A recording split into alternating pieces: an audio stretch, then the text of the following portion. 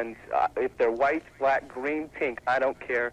They should, if vigilanteism has to be done, it has to be done. And I really don't like the word vigilanteism. I think protection is what it is.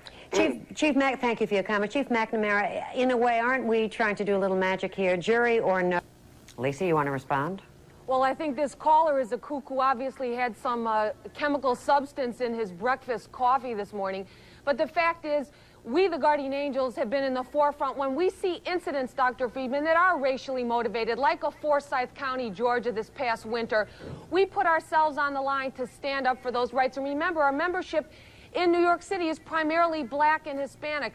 We've had a person in the courtroom monitoring the testimony every single day. I don't believe it was a racial incident. I believe that Getz reacted in a straight out-and-out crime scenario, defending himself because, remember, here was a man who'd been living alone. He had no other way to let off steam.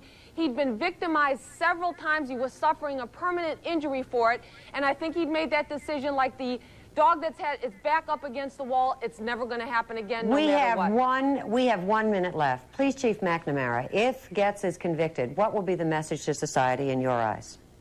I think the message will be that you have a right to defend yourself, but you can't go too far. You can't take the law into your own hands, and that you ultimately will be judged by a jury of your peers as to whether or not you used unnecessary force. And I think that's the way it should be. And Lisa, in 30 seconds, what do you think the message will be?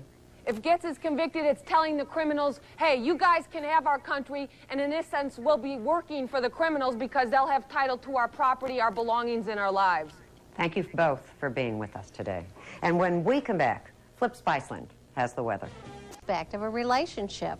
It doesn't matter if you are married or if you have a relationship before you're married or if you love each other. What matters is what you do with your sexuality. That's a sexual addiction as much as acting out sexually is a sexual addiction. And we're just beginning to address that in the society. And I think the obsession that we have with our political people on this is truly an indicator of the extent of the addictive process in the society.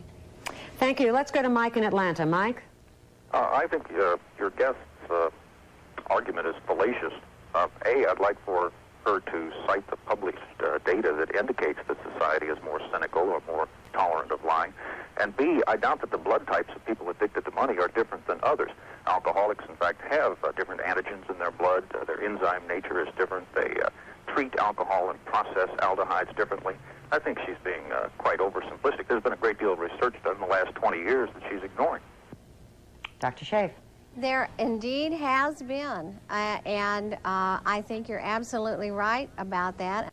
Nutrition News is brought to you by the Florida Intended pregnancies. However, the commercial and the campaign are stirring up some controversy.